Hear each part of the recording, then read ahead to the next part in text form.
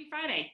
And thank you so much for everybody who's joined us today. My name is Ayers. I have the honor of being the Dean of the Colorado Women's College at the University of Denver. At the Women's College, we talk about the fact that we really believe that an equitable world is within reach. And so every day we work hard to accelerate the path to a world where people can be their truest and best selves. And I couldn't be more excited to launch this online presence with somebody who is always her truest and best self, and who manages to bring out the truest and best self in me. As I was getting a little nervous for this conversation this morning, my husband, my partner, reminded me. He said, "You know what? This is just like talking with a friend, Ann. It's going to be great." And he said, "You always just have so much joy after a conversation with Colleen." So for those of you who know her, you know exactly what I mean. For those of you who are just meeting her, you will know what I mean. And so welcome to Colleen Abdoulah, who is the former retired CEO and president of WOW Cable and Internet, where she led the company for 12 years. During her tenure, they quadrupled their customer base from 200,000 to over 800,000, and they grew revenues to more than 1.2 billion.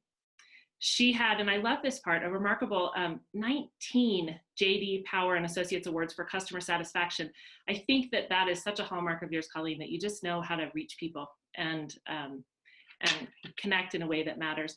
I also just love that you lend your expertise to other companies. You've been on a couple public boards, but most important to me, I've had the honor of being on a board with you at the Women's Vision Foundation. I know that you lead a lot of boards in the areas of equity. You've led the World Pulse Board. You work with Rocky Mountain PBS. Amanda Mountain, who is also a DU graduate, has the honor of having you on her board, and I do as well at the Women's College. So thank you so much for being here. Colleen really wanted me to go like this and take her bio and throw it out and say, you know what? She just likes to connect from the heart. So we'll get this going, but I had to just, toot your horn a little bit. Thank you. It's awesome. This is my first webinar, and I love it because it's the first time I've been able to do a presentation without wearing Spanx. So this is awesome. Right. You could be like me with just yoga pants, right? Totally. Don't ask me to stand up. I saw that Lisa Woods, who is also a CWC graduate, put on her, as she shared this on her Facebook site, she said a Canadian and a Coloradan walk into a bar. That's about how sometimes our conversations go, right? We just like to raise a little trouble together. So as we were preparing for this, we were talking about just having one of our chats about equity. And I just sort of was asking you, as I often ask you questions about, Colleen, you speak so much to people's souls when you talk. And we also at the Women's College want to talk about equity and what's the connection. And you came out with this great title of Equity from the Inside Out. So I thought maybe we would just start right there. Tell us what that means for you. Well, Anne, like we've talked about before, I think change really truly comes from within.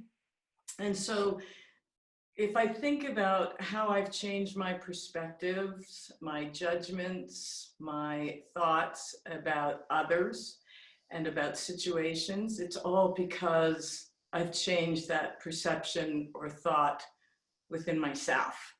So I think if we, especially as women, girls who, we both believe, a lot of us on this webinar, I'm assuming, believes that this world, our communities, the world in general is not going to get better until half the population is treated with the kind of equity that we deserve to have. I really don't believe fundamental, systemic, necessary, critical change will occur until that happens.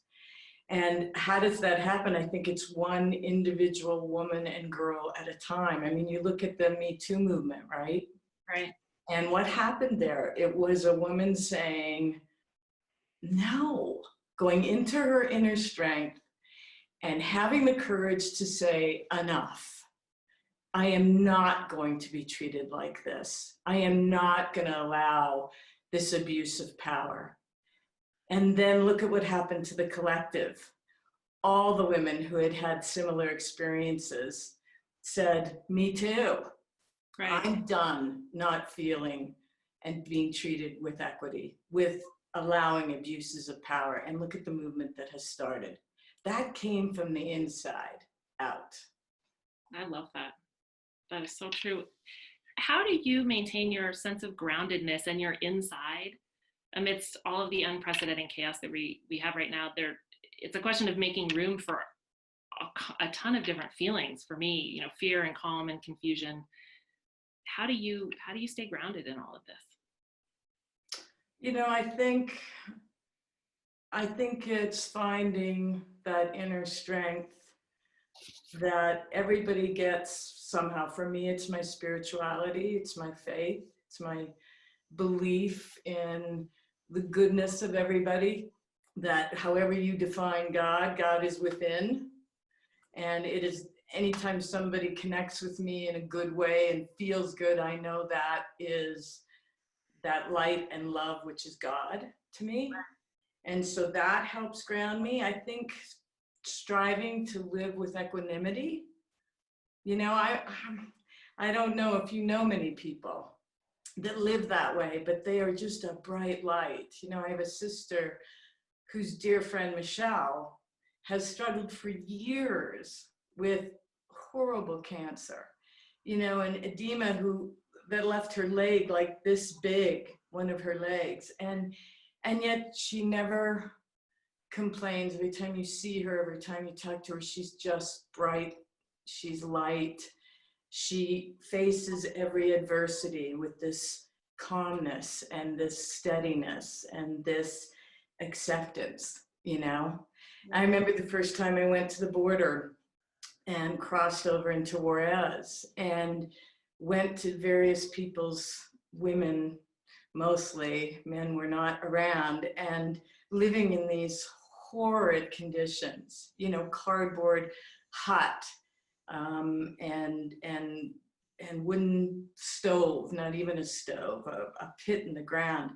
And yet when they greeted you, they had this beautiful smile, this brightness about them, which is that joy within, right? I mean, joy comes from within, happiness is circumstantial, right? They had no reason to be happy. Their circumstances were horrible, but they had this joy and this love towards everybody, and wanted to give us something even though they had nothing, you know? So it's staying grounded in that, in a desire to face things with calmness and steadiness and an awareness that there's so much to be grateful for. I remember when you were speaking at a women's conference at DU, you talked about having a question that you ask yourself sometimes that brings you back to things, and it was something along the lines of, is it true? What's that question? Yeah, it's, well, there were a couple. One is, what is motivating me right now? Mm-hmm. Is it fear? Is it ego? Is it anger? What is my intention and my motivation? So before I respond to something, if I can stop and breathe for a minute and ask myself that, yeah, what am I being motivated by right now? Is it insecurity? Is it fear? Is it a need to be seen and heard? You know, what's motivating me? Because that will affect my intention, which will therefore affect my response. Right. So yeah, stopping to ask yourself, what's my motivation? What's my intention? And the other one you and I have talked about, that many on this webinar I'm sure have heard, is to ask yourself, is it necessary? Is it kind? And is it true? You know, and I joke with girlfriends, there's times you just can't help yourself. You'll call them and say, okay, this isn't kind, it's really not necessary, but it's true. You know, not good enough. You got to hit all three. Right. Totally. Unless it's a really good girlfriend, right? Like there's the one or two exceptions to everything. Right. So we all have a way of defining and describing inequity, probably because we've experienced it pretty much all of us in our lives. And one of the things we found at the Women's College, and just some of these conversations as we're pivoting to a new strategic plan, is it's really hard to get people to show up and describe equity, right? Because it's something that we don't know and haven't experienced in the same way. And so, as you know, we're launching a a conversation. We're going to cultivate a conversation about a vision for an equitable world. Start us off. I know it's very exciting. Start us off. What's Colleen Abdoulah's vision for an equitable world? What does that look and feel like? Wow, you're going deep, Annie. Great question. And I think what comes to my mind, and I've spoken about this, is the Native American metaphor for humanity. And it's the bird of humanity. Do you remember that? So it's their description of what's happening to humanity and the inequity of the feminine and the masculine. And so the metaphor describes a bird that has one wing clipped behind its back, and the other wing is fighting so hard to fly, so much so that it almost becomes violent. It becomes so muscular and overworked because it's trying really, really hard to fly. And all that's happening to the bird is it's going around in circles. Right. And once that feminine wing is clipped, the bird soars. And so when I think of equity, that's what I think about, is how do we as each individual woman and girl in the world unclip our own wing, which is what I feel like the women involved in Me Too did. They said, no more, I'm not gonna be clipped, I'm not gonna be held back by this abuse of power. I'm gonna unclip and I'm going to fly. I'm going to soar. Right. And so that's what I think needs to happen, is the balance within ourselves first, from the inside out. So if our left side is feminine and our right side is masculine, be able to figure out, how do we find the balance of the strength of our strength by unifying our feminine and our masculine? Because when a woman does that, she's powerful. CEO research shows that the best male leaders are those that have a balance of their feminine and their masculine, right? Right. And so to me, that's what an equitable world looks like. We're not flying around in circles anymore, which I think is absolutely what's happening in our world. Right. With the violence and the greed and the power and the corruption. It's just all circular and destructive to the soul of the bird, to the soul of humanity. Right. And so we need to unclip the wing of the feminine within ourselves, within the men, within the world, so that we can soar. Go ahead. I was going to ask, I know that you created an environment at WOW. You do that on boards and just in meetings quite naturally. What's the intention that you set as you walk in and as a leader try to give permission for people to unclip that? And how do you do that? Like, how do we participate in doing that in the world? Yeah, I think the first thing is to know where your power lies, and it lies in your authenticity.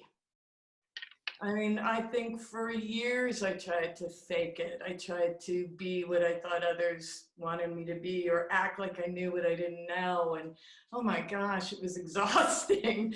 And so I think just showing up, getting out of my head, which is where my ego is, which is where all my judgment is. And the ego wants to keep us down. The ego wants to limit us. All our negative self-talk, all our critical self-talk comes from the ego, who wants to remain the judge and wants to remain in control. And we have to be able to get out of that and get into the mind of our heart, because that's where our power lies. And so being able to show up on boards or meetings or as a leader, authentically who I am, embracing with humility what I'm good at, and respecting and understanding what I'm not good at. That's true humility. And if I can live in that humble place, I will truly be authentic. And then people around me, you sense that. We all know when someone's got a heavy, heavy mask on, or a barrier or a wall up, right? We feel it because we're just energy. So you sense that energy and you feel it, and then you tend to be on guard. But if you sense and feel this authentic energy from this person, then you just go, ah. It's almost like your whole body can just breathe and relax, and you too can be authentic and real. I think what the muscle I'm trying to develop is doing that even when I'm in a room where other people aren't doing it. And maybe I'm not the person leading the meeting or even leading the team or the organization, how to access it. It's harder, I think, sometimes. Absolutely. But if you put it in the context of this is all I got. Yeah. This is where my power lies. This is all I am. Right. Can't be anything else.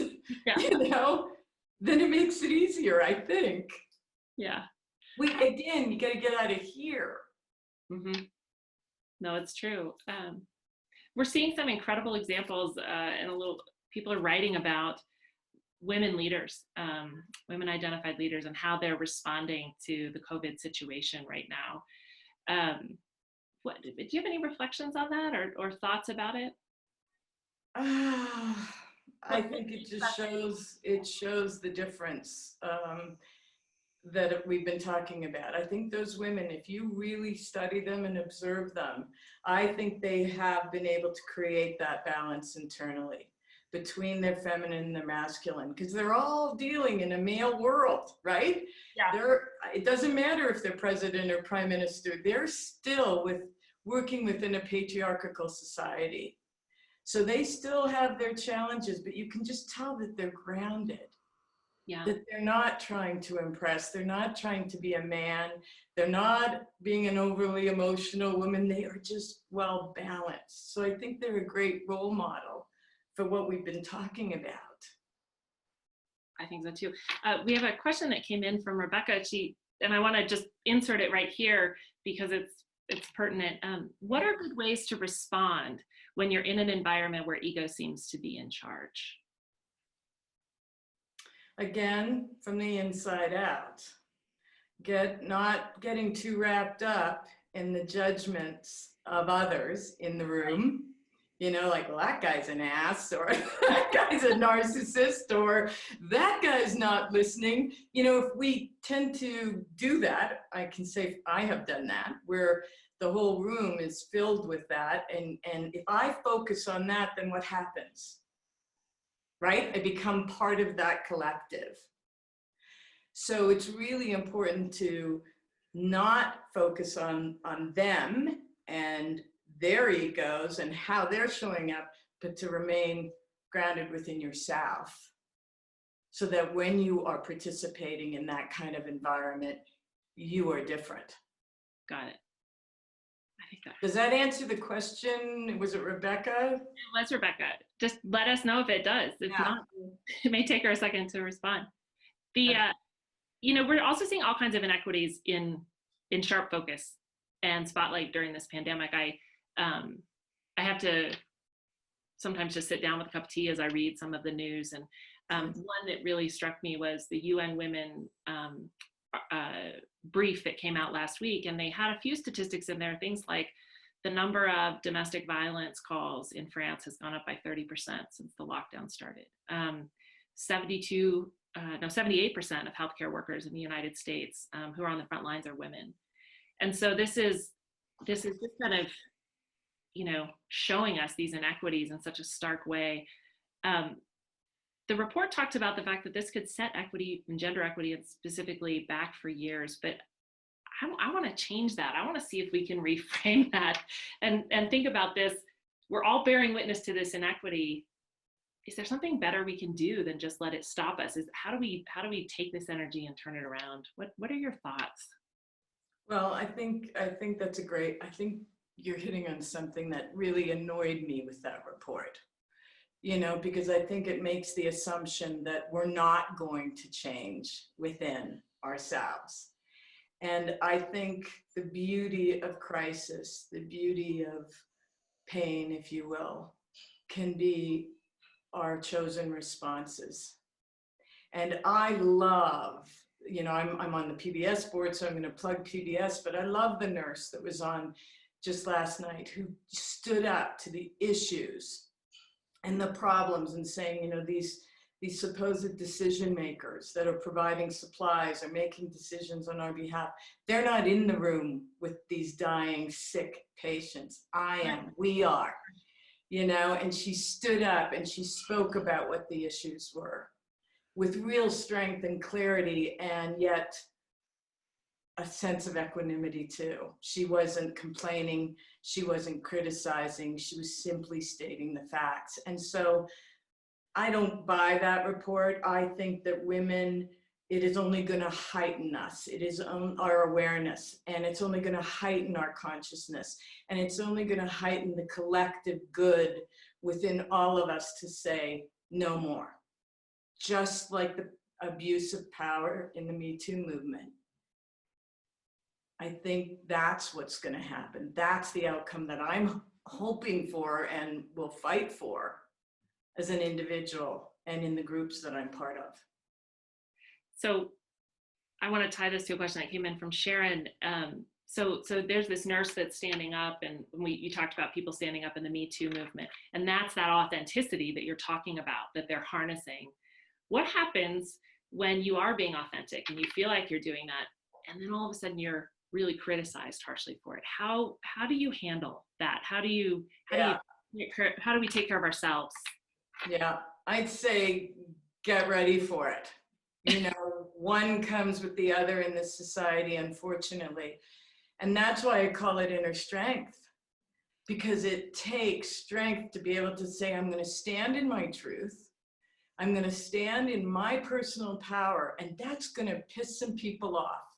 That's going to turn some people off. That's going to cause them to be critical of who I am. And again, that's where we go back to what you asked about a while ago, is what's my intention? What's my motivation? And if I am being motivated by pure love and desire to make things better, then go ahead, come at me. Right. Because I can't control your reaction. I can't control the outcome.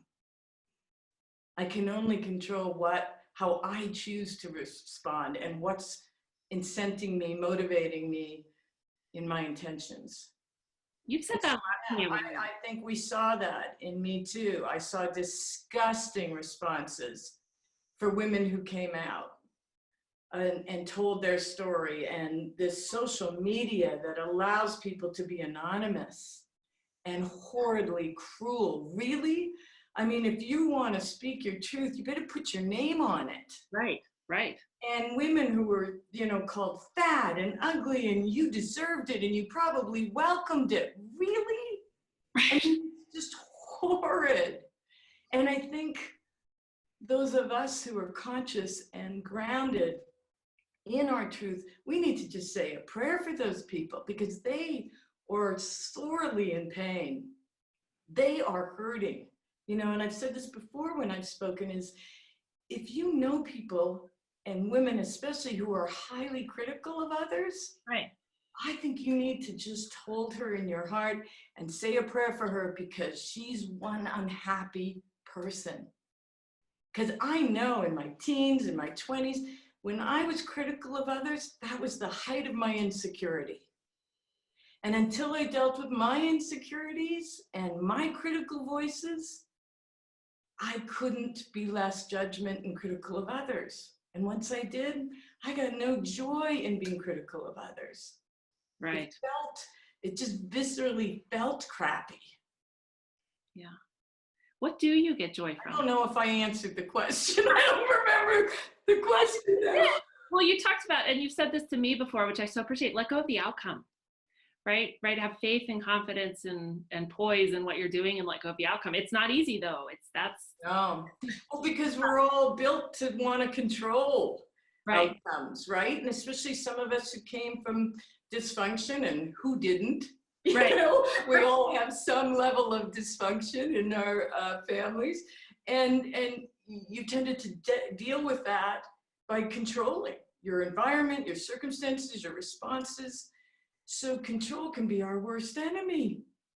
Yeah. And by releasing that, hey, all I can control is what my motivation and intentions are, what my responses are. And if you choose to react negatively, I can't control that. And that releases me. That helps me surrender to the outcome. Yeah. I want to ask, we're in a world where causes and identities are they're weaponized, which is tough. You always manage. I mean, you're an ardent advocate for the things that you believe in, for the causes that you hold dear, and yet it never feels self-righteous when you're doing it. And where are you grounded that allows you to deliver those messages so in a way that's not threatening and that's sort of inviting, but you lack no strength in doing that, but how do you do that? Well, I certainly don't think I was always as open and not judgmental as I try to be now. Because again, inside out, the work I had to do on myself, I think we are conditioned, male, female, feminine, masculine, we're conditioned to think in right and wrong and win and lose. Look how much of our society is based in that. And so it came to me in the work that I started to do on my own personal development was that, am I trying to be right all the time? Am I trying to be the one that wins versus loses? Or am I trying to understand? And I think if we had a world where we tried as couples, as friends, as colleagues, as politicians, if we tried to understand the other's position, and through that understanding come to some level of acceptance, even when we don't agree, then I think we would have a completely different world. What is the, dig in for a second. Pardon? Dig into the acceptance versus agreement. Unpack that a little bit. Okay, so say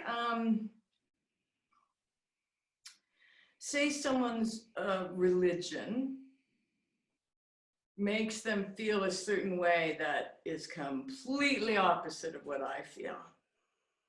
By, instead of judging them and coming at them with, are you kidding me? How could you, blah, blah, blah, blah, I sit and listen and truly try to understand why they feel that way, what it's grounded in, where it comes from, what conditioning caused that belief. Then I can maybe be more accepting of, you know what, I will never feel that way. I will never embrace that as my truth. But boy, do I understand now why it's your truth. See? Yeah. And to personalize it, say your husband, your partner is completely different than you are in how they process things. My partner's more of a processor and thinker, and I'm more of a transactional type. And so I have had to learn to, when she's processing something in a way that I just don't get or understand or relate to, if I can stop and listen and try to understand where she's coming from, whether I agree with that or not, I can at least accept it because I now understand it. Does that make sense? Did I unpack that? You did. That's perfect. We have a question here from our pal Nancy Sullivan. Oh, her first and last, since we know her. She says, how do we not feel we must compete with ego or the masculine energy? Yeah, I think through consciousness, Nancy. I think we're called to consciousness every day, and it drives me crazy some days where I get into bed and I realize, oh my gosh, I was on cruise control all bloody day, It's important to stay conscious and aware about what we're feeling and what we're sensing, because we have incredible wisdom within ourselves.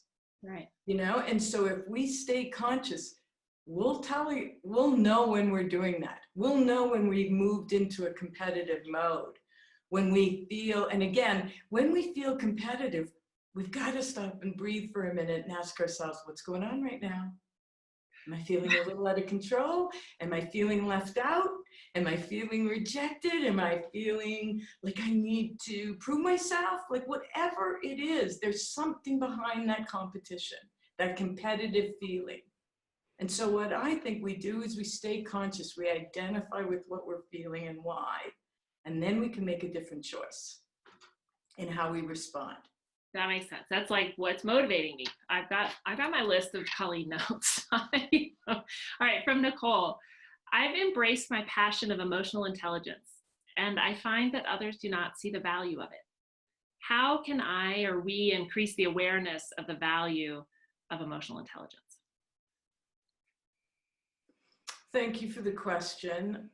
Again, where your power lies is within yourself, whether someone is conscious, enlightened, aware enough to see that in you, to recognize it in you, is not what's important.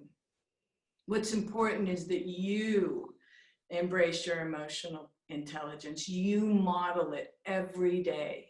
And because we're just nothing but energy, people are going to feel that, sense it, and whether they understand it or not, you will make a difference in the interactions that you have in life.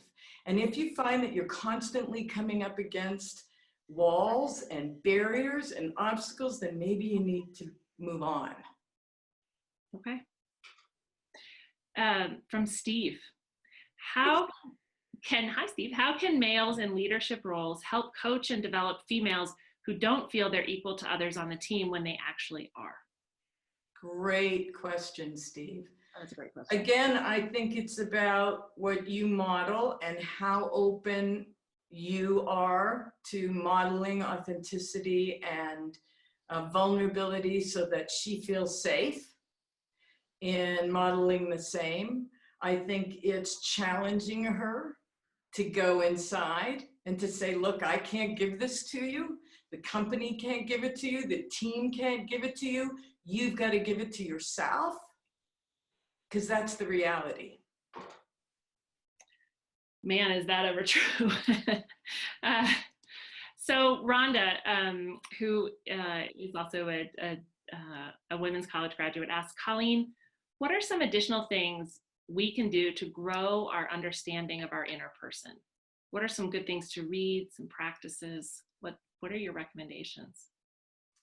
Oh, thank you for that question. I think first and foremost, it's being in your own presence.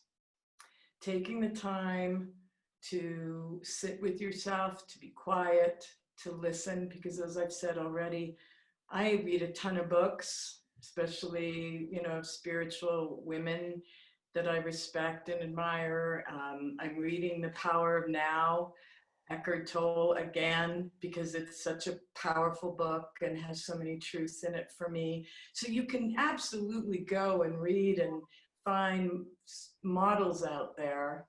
And I think that's important and that helps. But I also think just spending time within, I really do believe that everything we need to know is inside of us if we're willing to look, if we're willing to go into the yucky parts of ourselves without a huge amount of judgment, to go into the painful parts of ourselves, to go into the obstacles that we have. There's that the Hindu goddesses, right, and God of obstacles and abundance. And unless we remove the obstacles, our insecurities, painful past, whatever those obstacles are, we won't have the abundance of all our gifts come forward. Right.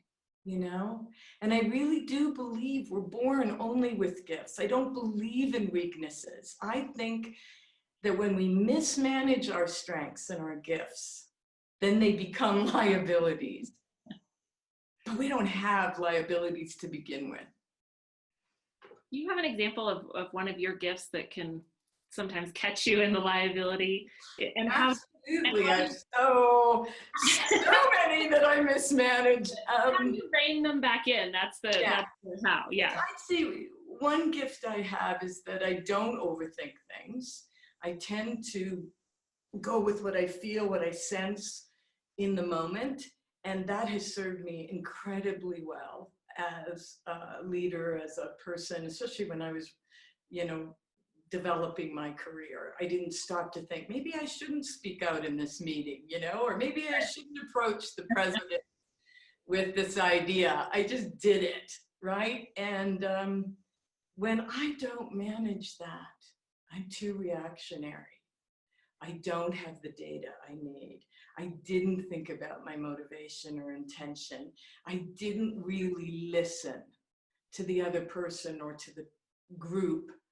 I just acted, and the outcome wasn't great. So that's a gift mismanaged. I think I have the gift, and I'm sure a lot of people on this webinar do, of being a multitasker. You know, I can get a lot done in a day.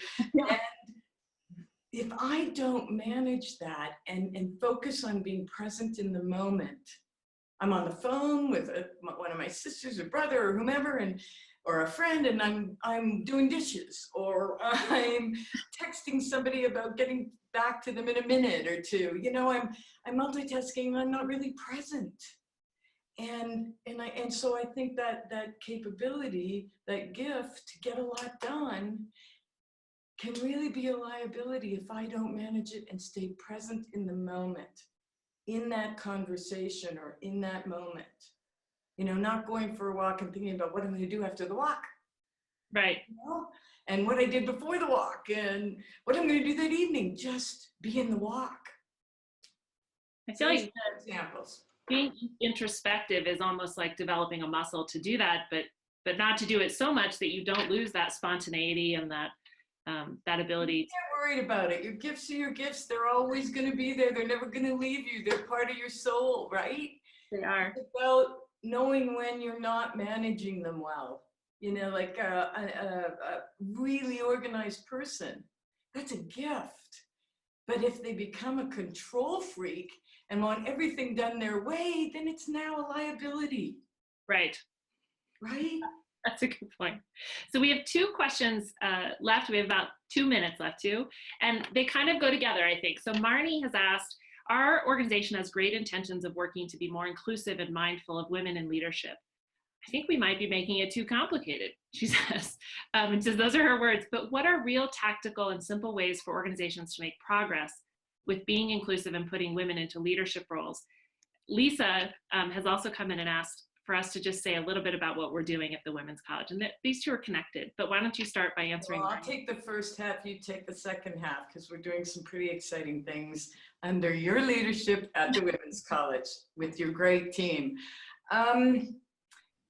I would say we can't ignore power in the organization. So where that power lies, the main leaders of that organization have to value it. They have to be committed to it. They have to be aware of it. They have to believe fundamentally that until they have real equity within their organization, they're not going to get the kind of performance. I mean, equity is simply giving everyone what they need to be successful. Right? Right. That's what it means. Equality means treating everybody the same. And the problem with that is it starts from the fact that everybody is the same and everybody starts from the same place. That's not true. That's not reality, right? So that's why equity versus equality is so critical. Right. To understand the differences, to value it, and to know that as a leader, you're going to get better performance if there's equity within your organization. And that's, you know, sort of the corporate answer. And I think the other is what we've been talking about this whole time, is as the individuals within the organization who don't feel that they're being treated with equity, they need to rise up. They need to have their inner strength to be able to say, I'm gonna do something about this. Right. And try to create a collective, because there's nothing more powerful than a group of individuals who have the same beliefs and values coming together, and that collective positive energy. We see what happens when there's collective trauma. Yeah. In an organization, in a country, in the world, and it's ugly and it's awful.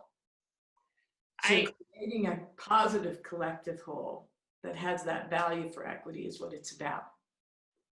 That feels right to me. I'm going to call you later today because I launched an email to about 10 male leaders at DU with a copy of this UN report. And I said, I really want us to just think about how we center women and girls as DU response to this.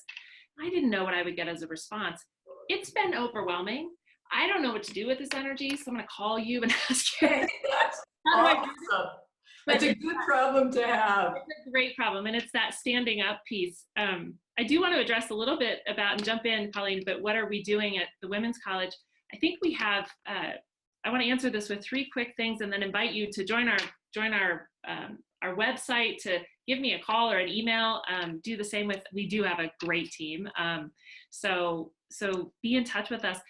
But what we've learned as we've looked at what we want our strategy to be going forward and how we're going to work to change the world for the women who are graduating into it, that's really been our motivation, is that it is about developing a new set of reflexes. That inclusive behavior is something that you have to practice. And so part of what we're doing is launching a series of equity labs where folks can come in and actually in a safe space and in an exploratory space, figure out, how do I act inclusively, and not just do it on Monday, Wednesday, and Friday, or when I'm in my affinity group, but how do I do it, and how do I have it permeate the way that I am and what I think, my beliefs and behaviors. So we haven't seen anything like this yet. We're really excited about it. We're excited to get learners in.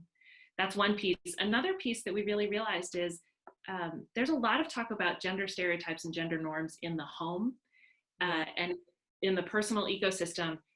There's, we had this survey and we went out and we asked about 400 people where inequity shows up most for them. And the number one answer was home. So bravely, we are going to we're figuring out how to step into this space and to launch work that takes a look at inequity in the personal ecosystem and how that affects what's going on at work. And, you kind of hope for things that will accelerate your work. Right now, the personal ecosystem and the professional ecosystem have come crashing into each other. So I think that work will be more important than ever. But those are the 2 things that we're really doing in addition to this, which is developing a new vision for an equitable world. And you've kind of put our stake in the ground on that with your Bird of Humanity today. So great. So do you have any last thoughts? We're going to close this off. We're a couple minutes behind, but we could have gone on for hours. I don't think so. I think you did ask me when we spoke about what sort of takeaways from this time will be important. And for me, it is about that listening and staying present much more than I have with others and with myself. And I think I love the gratitude. I've recently learned that our mind cannot process thoughts of gratitude and fear at the same time. It's just not possible. So staying in a mindset of gratitude and eliminating the fears, I think, is what I'm hopeful. And I'm hopeful for all the things we've talked about that are difficult in this time period, that they really result in much needed systemic change. And we can all be part of that. Yeah. Well, let's keep talking about it and activating it. And thank you so much, Colleen, so much. And everyone, be well and be with us on this journey. Take care. Bye. Bye.